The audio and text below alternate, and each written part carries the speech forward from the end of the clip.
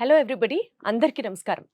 ఈరోజు మనం మాట్లాడుకోబోయే subject liver failure గురించి మరియు ఫ్యాటీ లివర్ గురించి. ఎస్పెషల్లీ నాన్ వెజిటేరియన్స్లో ఫ్యాటీ లివర్ అన్న పదం చాలా గట్టిగా వింటూ ఉంటాం టెస్ట్ చేయించుకున్న తర్వాత.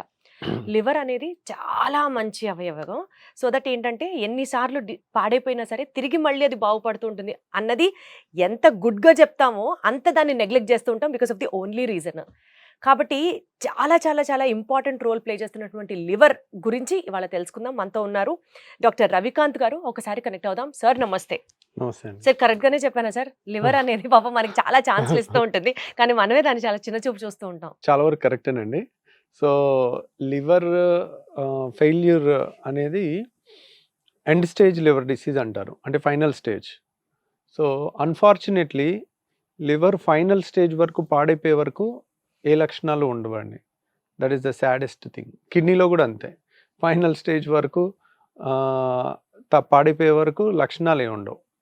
సో ఫైనల్గా వన్ ఫైన్ డేని టెస్ట్ చేస్తే లివర్ ఫెయిల్యూర్ అయింది, కిడ్నీ ఫెయిల్ అయిపోయింది అని టెస్ట్లో వచ్చేసరికి 70 to 80% of the liver is gone, 70 to 80% of the kidney is gone. రెండు అలాగే ప్రజెంట్ అవుతాయి. సడన్గా అయ్యేవి తక్కువ అనమాట. ఈ లివర్ ఫెయిల్యూర్ అవ్వటానికి మోస్ట్ కామన్ కారణాలు ఏంటి, దాన్ని ఎర్లీగా డిటెక్ట్ చేయొచ్చా, చేస్తే ఏ రకమైన టెస్టులతో చేయాలి, కారణాలు ఏంటి, లక్షణాలు ఏంటి, ట్రీట్మెంట్ ఏంటి అనేది చూసుకోవాలి. మోస్ట్లీ ఒక్కొక్కటి ఆల్మోస్ట్ మనకు ఒక్కొక్క వీడియో అవ్వచ్చు. సో లివర్ ఫెయిల్యూర్ అంటే ఏంటి, దాని కారణాలు ఏంటి అనేది అనుకుంటే, ఇప్పుడు లివర్ అనేది ప్రతి మనిషికి పొట్టలో కుడి పక్క ఉంటుందన్నమాట లివర్. సో ఈ లివర్ అనేది కేజీన్నర ఉంటుంది మనిషికి. సో ఈ కేజీన్నర లివర్ వందల రకాల పనులు కలిసి చేస్తుంది అనమాట. ఫర్ ఎగ్జాంపుల్ హార్ట్ ఉందనుకోండి, ఓన్లీ ఒక్క పనే, అంటే ఏంటి, పంపింగ్. జస్ట్ బ్లడ్ వస్తుంది, బ్లడ్ పంప్ చేస్తుంది, అంతే, అదొక్కటే పని హార్ట్కి. ఊపిరితిత్తులు ఉందనుకోండి, బ్రీతింగ్, అంటే తీసుకున్న గాలిని మనకు అందించటం, అదొక్కటే పని, ఇంకా వేరే పని ఏం లేదు. లివర్కి అలా కాదు, వందల ఫంక్షన్స్ ఉంటాయి. ఇప్పుడు కిడ్నీ ఉంది, మన బాడీలో తయారైన వేస్ట్ మెటీరియల్స్ అన్నిటిని బయటికి పంపిస్తుంటుంది. అంటే ఫర్ ఎగ్జాంపుల్ క్రియాటినిన్, యూరియా, ఇంకో రకరకాల వేస్ట్ ప్రోడక్ట్స్ అన్నిటినీ కూడా, యూరిక్ యాసిడ్, ఇట్లాంటి వాటి అన్నిటిని బయటికి పంపిస్తుంది కిడ్నీ. సో కిడ్నీ ఫెయిల్ అయితే మనం డయాలసిస్ చేసి మనిషిని 10 ఏళ్ళు 20 ఏళ్ళు బతికించవచ్చు. కానీ లివర్ ఫెయిల్ అయితే లివర్ డయాలసిస్లో చేసి మనిషిని 10 ఏళ్ళు 20 ఏళ్ళు బతికించలేము అనమాట.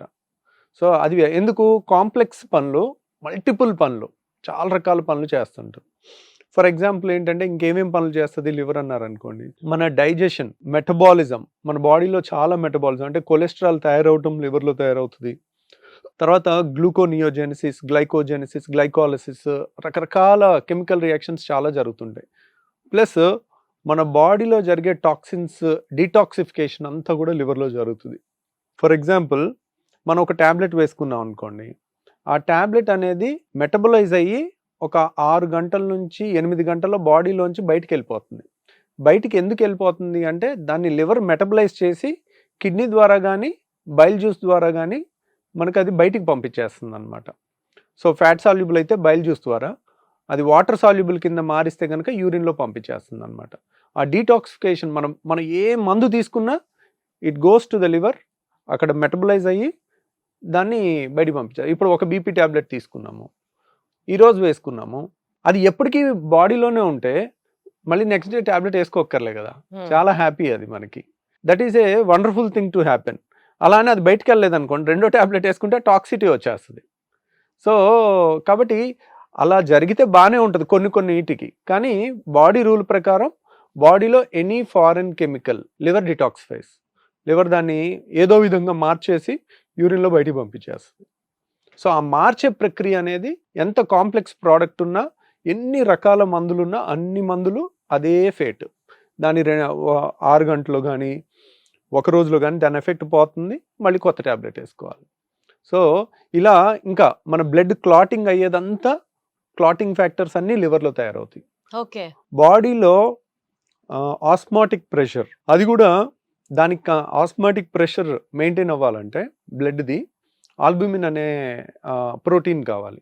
ఆ ప్రోటీన్ కూడా లివర్లోనే తయారవుతుంది. ఆల్బుమిన్ లేదనుకోండి, లివర్ ఫెయిల్ అయింది అనుకోండి, ఆల్బుమిన్ ఉండదు. ఆల్బుమిన్ లేకపోతే ఏమవుతుందంటే, బ్లడ్లో ఉండాల్సిన వాటర్ అంతా బ్లడ్లో ఉండకుండా చేతుల్లోకి కాళ్ళలోకి టిష్యూస్లోకి వచ్చేస్తుంది. మొహం ఉబ్బిపోతుంది, అంటే చర్మం కిందకి వాటర్ వచ్చేస్తుంది, కాళ్ళు ఉబ్బిపోతాయి. కాళ్ళు ఎందుకు ఉబ్బుతాయి, చేతులు ఎందుకు ఉబ్బవు అంటే కాళ్ళు కింద ఉంటాయి కాబట్టి, గ్రావిటీ ఉంటుంది కాబట్టి. కాబట్టి Got it. చేతుల్లో కూడా వస్తుంది కానీ కాళ్ళలో గ్రావిటీ వల్ల ఎక్కువ కనపడుతుంది. Hmm. సో కిడ్నీ ఫెయిల్యూర్ అయిన వాళ్ళలో కూడా కాళ్ళవాపులు రావచ్చు, కానీ దానికి కారణం ఏంటి, ఆల్బుమిన్, యూరిన్లో ఆల్బుమిన్ వెళ్ళిపోవటం వల్ల వాళ్ళకి వస్తుంది, వాళ్ళకి కూడా ఆల్బుమిన్ తగ్గుద్ది.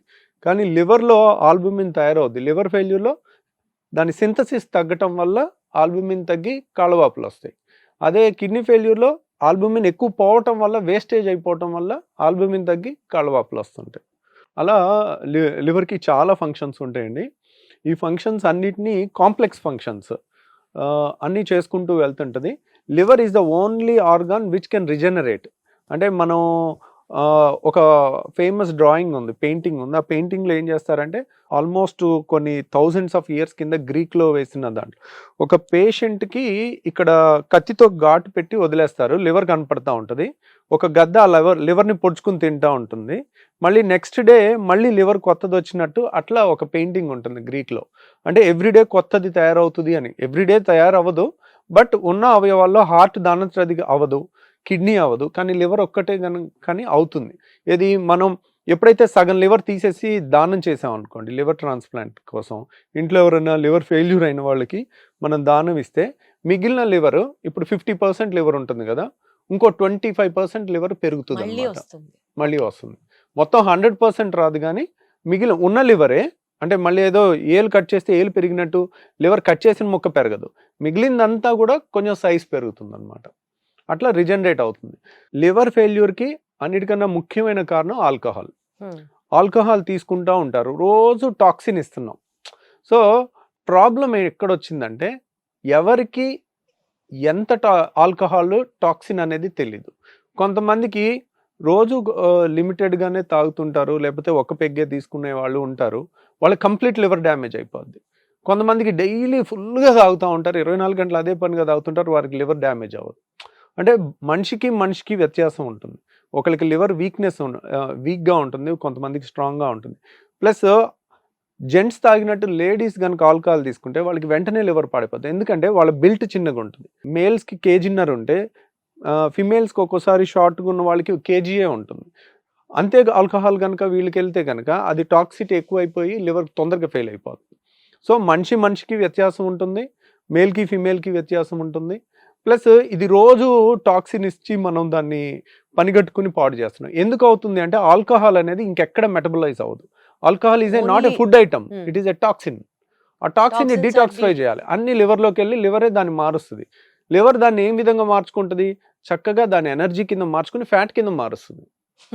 బాడీలో ఏ అవయవం ఆ పని చేయలేదు, ఆల్కహాల్ ని ఫ్యాట్ కింద మారుస్తుంది. సో ఆ మార్చే క్రమంలో ఏమవుతుంది, ఫ్యాటీ లివర్ వస్తుంది. ఫ్యాటీ లివర్ వచ్చినప్పుడు ఏమవుతుంది, చోక్ అయిపోతుంటుంది లివర్కి 100 ఫంక్షన్లు ఉన్నాయి, దాంట్లో అంతా కొవ్వు పేరుకుపోయి ఫ్యాటీ లివర్ ఫోటో చూస్తే అన్ని తెల్ల చుక్కలుగా ఉంటుంది, చాలా అద్భుతంగా ఉంటుంది. మేము సర్జరీ చేసేటప్పుడు రోజు ఫ్యాటీ లివర్ చూస్తూ ఉంటాం. సో ఎందుకు, బేరియాట్రిక్ లావుళ్ళకి చేస్తుంటాం కాబట్టి. ఎప్పుడైతే ఫ్యాట్ ఎక్కువ డిపాజిట్ అవుతూ ఉంటుందో లివరు ఉక్కిరిబిక్కిరి, దాని పని చేసుకోవడానికి కావాల్సిన స్పేస్ కూడా ఉండదు, ఇంకా కాంప్లికేట్ అవుతుంది.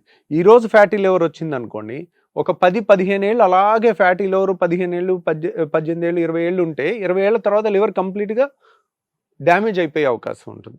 సో ఆల్కహాల్ తీసుకోవటం వల్ల కూడా ఫ్యాటీ లివర్ ఫస్ట్ స్టేజ్లో వచ్చి తెలియకుండా సెకండ్ స్టేజ్, థర్డ్ స్టేజ్కి వెళ్ళి ఫైనల్గా సిర్రోసిస్ అంటారు, లివర్ ఫెయిల్యూర్గా అవుతుంది అనమాట. అంటే ఈ ఆల్కహాల్ తీసుకునే వాళ్ళతో పాటు ఇంకా నాన్ వెజిటేరియన్స్కి కూడా ఈ ఫ్యాటీ లివర్ చాలా కామన్గా అని వింటూ ఉంటాం. ఎందుకు సార్ నాన్ వెజిటేరియన్స్, బికాస్ అందులో ఫ్యాట్ ఎక్కువ ఉంటుందనా? నాన్ వెజ్ తీసుకునే వాళ్ళకి ఫ్యాటీ లివర్ వస్తుంది అనేది ఎక్కడ ప్రూఫ్ లేదండి, కానీ లావు ఉన్న వాళ్ళకి ఫ్యాటీ లివర్ వస్తుంది. సో ఎందుకు, మీరు ఏదన్నా తీసుకోండి, నాన్ వెజ్ తీసుకోండి, వెజిటేరియన్ తీసుకోండి, మోతాదుకి మించి తీసుకొని లావ్ అయ్యారు అనుకోండి, బాడీలో ఫ్యాట్ ఎక్కువ ఉంటే లివర్లో కూడా ఫ్యాట్ ఎక్కువ ఉంటుంది. మనం తిన్న ప్రతి ఫుడ్ని పేగుల్లోకి వెళ్ళిన తర్వాత ఫస్ట్ లివర్లోకి వెళ్తుంది, లివర్లోకి వెళ్ళి అది ఫ్యాట్ కింద మనం స్వీట్ తిన్నా కానీ అది ఫ్యాట్ కింద మారుతుంది. సో ఆ ఫ్యాట్ అనేది ఫస్ట్ లివర్లో డిపాజిట్ అయ్యి తర్వాత బాడీ అంతటికి డిస్ట్రిబ్యూట్ అవుతుంది ఫ్యాటీ యాసిడ్స్ లాగా. సో ఆ విధంగా చూసుకున్నట్టయితే లివర్లో మనకి బరువు వల్ల వస్తుంది కానీ నాన్ వెజిటేరియన్ వల్ల రాదు. నాన్ వెజిటేరియన్ తిన్నా వస్తుంది, వెజిటేరియన్ తిన్నా లావుంటే వస్తుంది లావు ఉంటే అన్నమాట. ఫ్యాటీ లివర్ వస్తుంది. Fatty Okay. లివర్ సో బేసికల్ గా ఫ్యాటీ లివర్ అంటే ఏంటి, ఫ్యాటీ లివర్ ఎందుకు వస్తుంది, ఈ ఎపిసోడ్ లో మాట్లాడుకున్నాం సార్. నెక్స్ట్ ఎపిసోడ్ లో ఫ్యాటీ లివర్ కి సంబంధించిన ట్రీట్మెంట్ ఏ విధంగా ఉంటుంది అండ్ దాన్ని నివారించాలంటే మనం ఎలాంటి జాగ్రత్తలు తీసుకోవాలి, వీటి గురించి డిస్కస్ చేద్దాం. Thank you so much. Thank you.